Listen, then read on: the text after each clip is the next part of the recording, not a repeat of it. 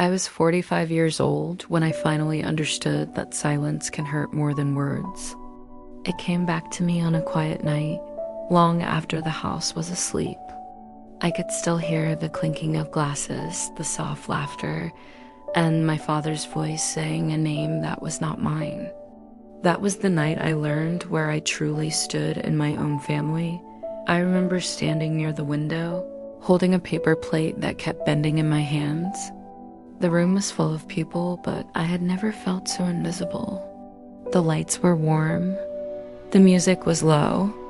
Everyone was smiling like nothing in the world was broken. That night was supposed to be about celebration, about pride, about family coming together. But instead, it became the moment that followed me for the rest of my life. Welcome to Auntie Rose Narrates.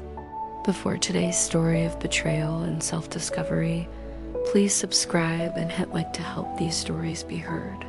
Drop your city or country in the comments. It always warms my heart. My father stood up slowly, clearing his throat like he always did before speaking. People turned toward him.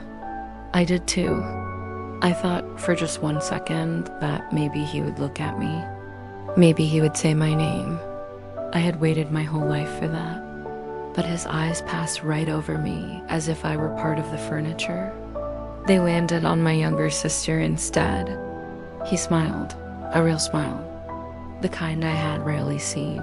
"I wish it was you holding that diploma," he said softly, raising his glass. My mother nodded beside him, calm, certain, silent. No one spoke after that. No one looked at me. The room kept breathing as if nothing had happened. I felt something settle deep inside my chest, heavy and cold. I didn't cry. I didn't argue. I didn't make a sound. I just placed my plate down and walked toward the door. I left without saying goodbye. No one noticed. Even now, all these years later, I still wonder how something so quiet could change everything. That night did not end when I walked out. It followed me into my marriage, into motherhood, into every room where I questioned my worth. This is not a story about anger. It is a story about what happens when love is uneven, and a woman learns too late why she was always standing in THI. I grew up in a small, neat house on the south side of town. The kind of neighborhood where people waved from their porches and kept their lawns trimmed short. From the outside, my family looked solid, respectable, the kind of family others pointed to and said, "They're doing well." My father worked long hours as a lawyer, always dressed sharp, always speaking with confidence. My mother stayed close to him, supporting his world, keeping everything running smoothly. And then there were the two of us, my sister and me. I was the first child. I came into the world quietly, according to my mother. No fuss, no trouble. She used to say I was an easy baby, always sleeping, always calm. My sister came 4 years later, loud and curious, already demanding attention before she could even speak. From the beginning, people noticed her more. They laughed at her jokes. They admired her confidence. I stood nearby, holding my thoughts close, learning early how to wait. Growing up, I learned to read the room before I spoke. I learned when to step back and when to stay quiet. My sister never had to do that. She walked into a space like she belonged there. Teachers praised her. Relatives hugged her longer. My father listened closely when she spoke. When I talked, he nodded, distracted, already thinking of something else. I don't believe my parents meant to hurt me. At least that's what I told myself for many years. They provided everything we needed. Food on the table, clothes for school, a safe home. But love is not only about what you give. It is also about what you see. And I was rarely seen. My father valued success more than words could explain. He believed hard work defined a person's worth. Achievements were proof of love, at least in his eyes. My sister seemed to understand that instinctively. She chased awards. She spoke boldly. She dreamed out loud. I followed the rules. I did well enough. I stayed out of trouble. I thought that would be enough. My mother was gentle but distant. She avoided conflict the way some people avoid storms. If something hurt, she smiled through it. If something felt wrong, she stayed quiet. I learned that from her too. Silence became our shared language. She loved us both, I'm sure of that. But she never challenged my father, never corrected him, never asked him to look at me differently. As we grew older, the space between my sister and me became wider, though we lived under the same roof. She moved forward easily while I moved carefully. She spoke about her dreams. I kept mine folded away like letters never sent. I don't blame her. She didn't take anything from me.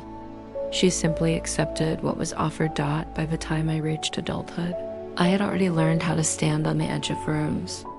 I married young, partly because I wanted a life that felt like my own. My husband was kind, steady, and quiet, much like me. Together, we built something gentle. We had children. We made routines. I poured into my family the love I had once waited for. Still, some part of me never stopped hoping that one day my parents would look at me and see more than the responsible one, the background child, the one who never caused trouble. I hoped that maybe just once they would say my name with pride. Years passed. Life moved forward. My sister followed a path that matched my father's expectations. Law school, recognition, applause. Every achievement brought her closer to him. Every success strengthened the bond I never had. Family gatherings became harder for me. Conversations circled around her life, her goals, her future. I listened. I smiled. I stayed polite. The graduation party came during a season when I was already tired. Tired from carrying old feelings. Tired from pretending things didn't hurt. Still, I went. I dressed carefully. I showed up on time. I told myself this was not about me. I told myself I was too old to care. But the child inside me came anyway, standing quietly behind my eyes. The house was full that night. Relatives, friends, colleagues, laughter filled every corner.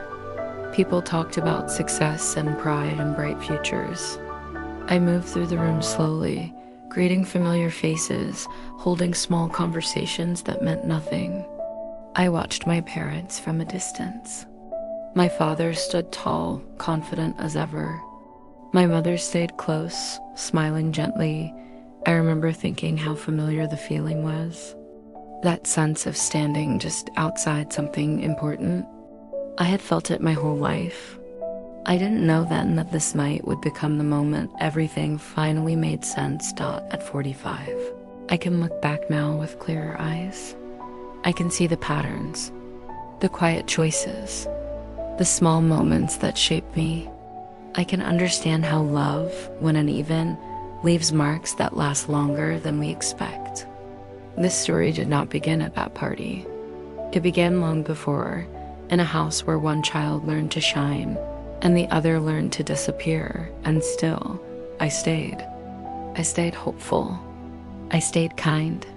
I stayed soft, because I believed for a long time that love would eventually find me if I waited long enough. As the evening went on, I noticed how easily the room leaned toward my sister. People gathered around her without effort. Their bodies turned in her direction. Their questions followed her voice. I stood nearby, holding my drink, listening to stories I already knew by heart. I nodded when expected. I smiled when appropriate. Inside, I felt like I was slowly fading into the walls. My father moved through the crowd like a host proud of his work. He introduced my sister again and again, each time with new details, new praise. She worked so hard, he said once. She has always been special. I waited for him to mention me. Just once, even a small word would have been enough. But he never did. It was as if I existed only in the spaces between conversations. My mother passed by me at one point, adjusting a tray of food. She looked at me briefly and smiled, the same gentle smile she always used. "Are you okay?" she asked quietly. I nodded. I always nodded. She didn't stop. She didn't ask again. She trusted my silence too much. I found a seat near the back of the room, close to a small table with framed photos. Old memories stared back at me. School pictures, family trips, and most of them, my sister stood in the center, smiling wide. I was usually on the side, head slightly tilted, smile careful and contained. I studied those photos like they belonged to someone else. A cousin sat next to me and talked about how proud the family was. She meant well. I knew that, but her words still landed heavy. "Your parents must be so happy," she said. I nodded again. My throat felt tight. I wanted to say something honest, something real, but honesty felt too dangerous in that moment. From across the room, I heard my father laugh loudly. It was a sound I rarely heard at home. He was telling a story about my sister's determination, her long nights of studying her future. Each word added another quiet weight to my chest. I wondered if he remembered my own efforts, the nights I stayed up worrying, the sacrifices I made without anyone noticing. At one point, my sister walked over to me. She looked happy, glowing, surrounded by attention all night. "Are you having a good time?" she asked. Her voice was kind. There was no cruelty in her eyes. I told her yes. I meant it in the way people mean things when they don't want to disturb the peace. She talked about her plans, her dreams, her next steps. I listened carefully. I always listened. When she finished, she smiled and squeezed my hand briefly before being pulled back into the crowd. I watched her go, feeling both proud and distant at the same time. That the tension didn't come from one big moment. It came from many small ones, from glances that passed over me, from conversations that ended before they reached me, from praise that never included my name. Each moment was quiet, polite, easy to ignore if you wanted to, but together they formed something heavy. I went to the kitchen to get some air. The noise softened there. I leaned against the counter and closed my eyes for a second. I told myself to breathe. I reminded myself that I was an adult now, that I had my own life, my own family. But old feelings don't listen to logic. They rise when you least expect them. In the kitchen, I overheard my parents talking with one of my father's colleagues. They spoke about legacy, about success, about pride. My father's voice carried confidence. My mother agreed quietly. I waited, standing just out of sight, wondering if they would mention me. They didn't. Something shifted inside me then. Not anger, not jealousy, just a deep understanding, a realization that this pattern was not new. It had simply followed me through every stage of my life. I thought back to childhood dinners, where my sister talked freely while I waited my turn, to school events where my achievements were mentioned briefly, if at all, to phone calls that always centered around her updates. I had told myself stories for years to make it easier, that my parents showed love differently, that they were proud in their own way, that silence didn't mean absence, but standing there in that kitchen, listening to them praise one child while the other stood unseen. Something in me grew tired. I returned to the living room just as my father began to tap his glass for attention. Conversation slowed. People turned. My heart started to beat faster, though I didn't yet know why. I stood near the edge of the crowd, hands folded in front of me, trying to prepare myself for whatever was coming. My father cleared his throat. He smiled. He looked around the room. For a brief moment, our eyes almost met, almost. Then his gaze shifted. He raised his glass. The room grew quiet. That was when the final weight settled. Not because of what he was about to say, but because of everything that had led to that moment. All the years of waiting, all the quiet hope, all the practiced patience. It all gathered there, balanced on the edge of a single breath. Even now, I can remember how still the room felt, how time seemed to pause, how my body knew, before my mind did, that something was about to break. And as my father opened his mouth to speak, I realized that this night was no longer just a celebration. It was about to become the moment I would carry with me for the rest of my life.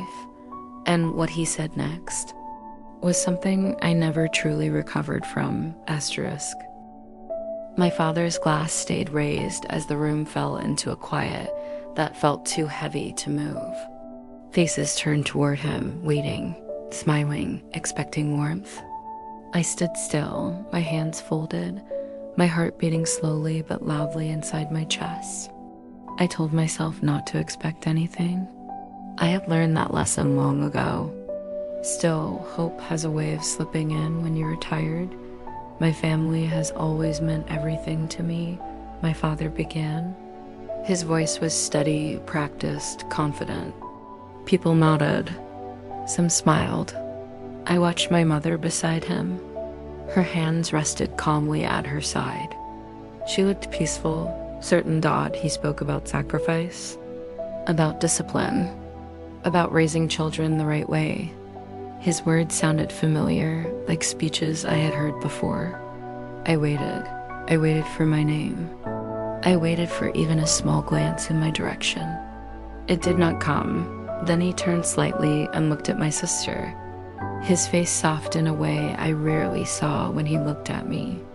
His smile widened. It was full, proud, unrestrained.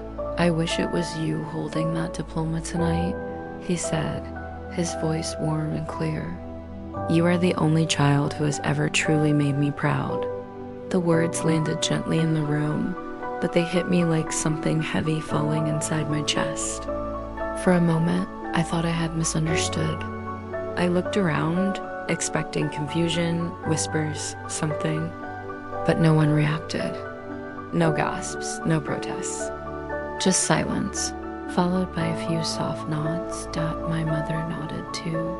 That was the moment everything inside me went quiet. I did not feel anger. I did not feel rage. I felt empty, as if something I had been carrying for years had finally been taken away. I stood there, breathing slowly, feeling the room blur around the edges. The voices returned, but they sounded far away. Applause came next, gentle, polite, normal. I clapped too, slowly, carefully, because that is what you do when you have learned how to survive moments like this. My sister looked shocked. Her eyes flickered toward me for just a second. I could see confusion there, maybe even guilt, but she said nothing.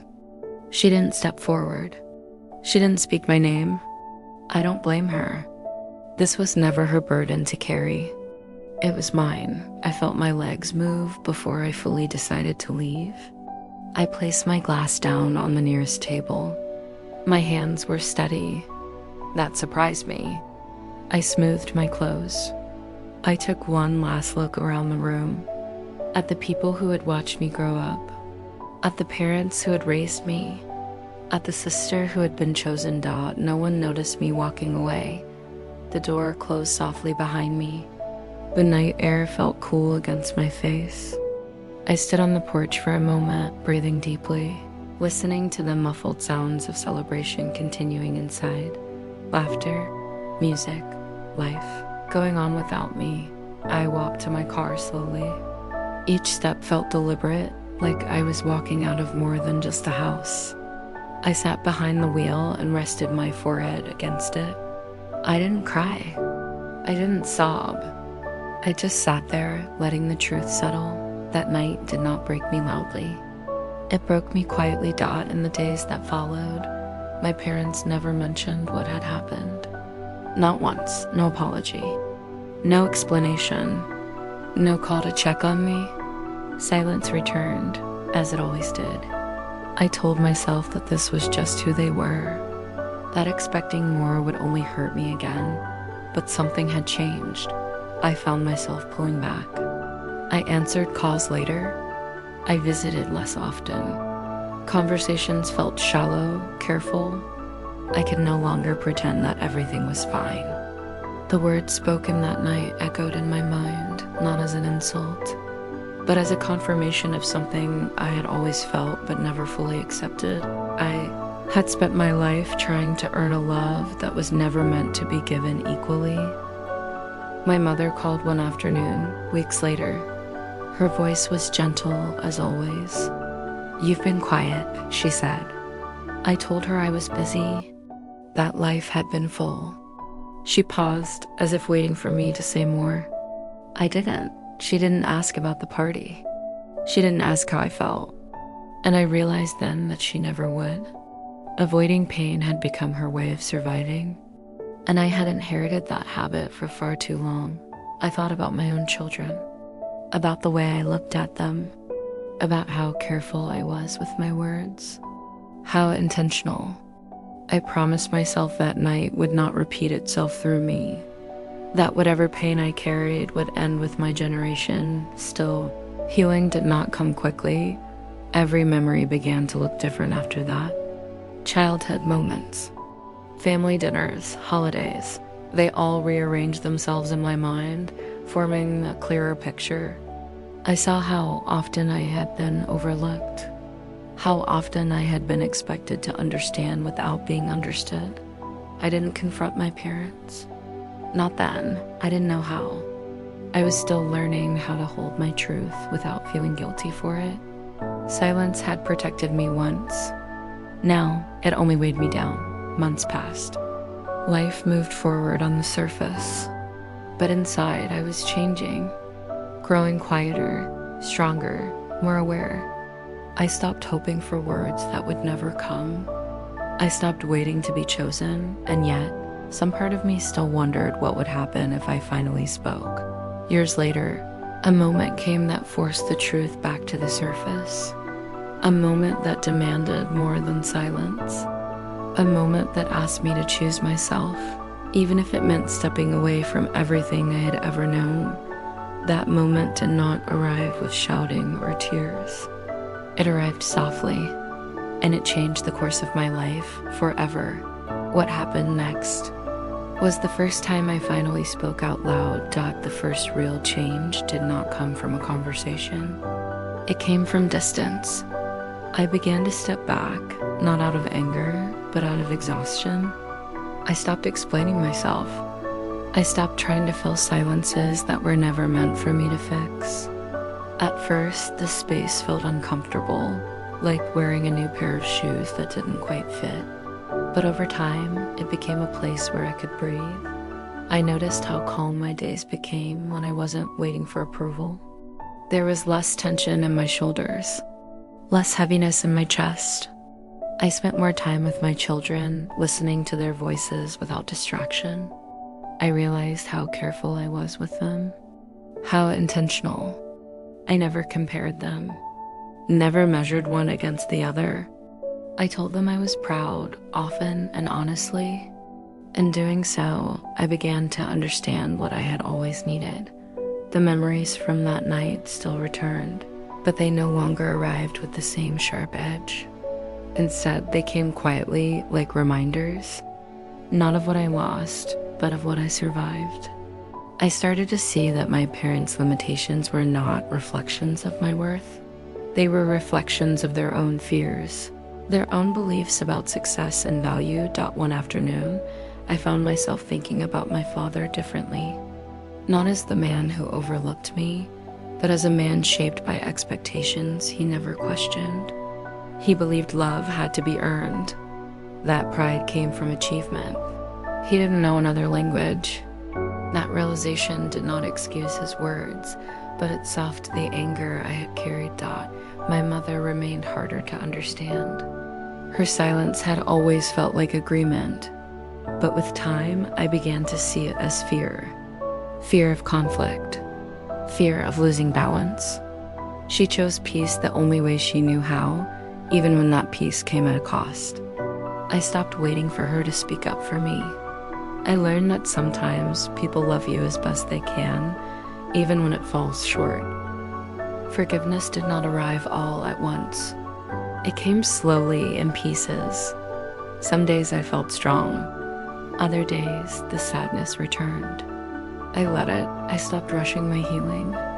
I allowed myself to grieve the relationship I wished I had, instead of pretending it never mattered. Eventually, I spoke. Not in anger, not with accusation, just truth. It happened during a quiet visit months later. I was sitting at my parents' kitchen table, the same one I had grown up around. The room felt smaller than I remembered. My father asked about my children. My mother poured tea. Everything felt normal, almost too normal. And suddenly, I knew that if I didn't speak now, I never would. "I need to say something," I said softly. They both looked at me, surprised. I felt my hands tremble slightly, but my voice stayed calm. I told them how that night had stayed with me, how the words spoken had confirmed years of feeling unseen. I didn't raise my voice. I didn't blame. I just spoke from where I stood. My father was quiet for a long time. When he finally spoke, his words were careful. He said he hadn't meant it the way it sounded, that he was proud in his own way. I listened. I didn't argue. I didn't correct him. I simply nodded, because what mattered most was not his explanation, but my truth finally being heard. My mother cried softly. She apologized in the way she knew how, with tears instead of words. I accepted it without expectation. Forgiveness, I learned, does not require full understanding. Sometimes it only requires release. I didn't walk away from my family that day, but I walked away from waiting. I set quiet boundaries. I chose how close I would stand. I stopped shrinking myself to fit into old patterns. I showed up as I was, without apology. Over time, our relationship changed. It became more distant, but also more honest. I no longer carried the weight of being invisible. I had named it, and once something is named, it loses its power to control you. The greatest healing came from within my own home, from watching my children grow without fear of comparison, from choosing warmth over silence, from knowing that I had broken a cycle simply by being aware of it. At 45, I no longer chased the love I was denied. I built the love I once needed. I give it freely. I live inside it daily. And that has been enough. Still, there was one final moment, one last understanding, something that came quietly years later that brought everything full circle. It arrived on an ordinary day. And it reminded me that healing does not erase the past. It teaches you how to stand differently inside it. And that is the lesson I carry into the end of this story. I am 45 now, and when I look back, I no longer see my life as a series of losses. I see it as a long road of learning. Some lessons came gently, others arrived in silence, but all of them shaped the woman I became. I no longer measure my worth by who noticed me or who spoke my name out loud. I measure it by the life I built with care and intention. There are days when memories still visit me, not to hurt me, but to remind me. I remember that quiet night, the soft clinking of glasses, the words that changed something inside me forever. But those memories no longer control me. They sit beside me like old photographs. I can look at them without losing myself. My parents are older now. Time has softened them in ways I once hoped words would. Our conversations are polite, sometimes warm, sometimes distant. I no longer expect them to become different people. I accept them as they are. That acceptance did not come easily, but it came honestly. What surprised me most was how much peace arrived when I stopped waiting for permission to feel whole. I stopped asking questions that had no answers. I stopped revisiting moments that could not be rewritten. Instead, I focused on what was still in my hands. My children taught me more than I ever taught them. Through them, I learned how powerful simple words can be. I'm proud of you. I see you. You matter. I say those words often, not because they are perfect, but because they are true. And because I know how long a person can wait to hear them. Sometimes, late at night, when the house is quiet, I think about the younger version of myself. The girl who stood on the edge of rooms. The woman who smiled through disappointment. I wish I could reach back through time and place a hand on her shoulder. I would tell her that she was never invisible. She was simply standing in a family that didn't know how to look her way. But even without that comfort, she survived. And so did I. I learned that love does not always arrive in the form we expect. Sometimes it comes through resilience, through self-respect, through choosing not to repeat the same mistakes. I learned that forgiveness is not about forgetting. It is about freeing yourself from carrying pain that no longer belongs to you. There is a quiet strength that comes from understanding your story fully, from seeing where you were wounded and choosing not to bleed on others, from knowing that your value was never missing, even when recognition was. Today, I live a life that feels steady, not perfect, not loud, but honest. I show up as myself. I speak when something matters. I stay silent only when silence is chosen, not forced. I have learned the difference. If you are listening to this story and you recognize yourself somewhere in it, I want you to know something. Being overlooked does not mean you are unworthy. Being quiet does not mean you are weak. And being unseen does not mean you do not exist. Sometimes, the strongest people are the ones who learn to stand without applause. Families are complicated. Love is imperfect. People fail each other, often without realizing the depth of the damage they cause. But healing does not require an apology to move forward. Sometimes it only requires clarity and courage. I no longer need my parents to choose me. I have chosen myself, and that choice changed everything. As this story comes to a close, I hold no bitterness, only understanding, and a gentle hope that my life, lived honestly, will speak louder than any words that were once withheld from me. This is not a story about rejection. It is a story about becoming whole. And that, in the end, was always enough.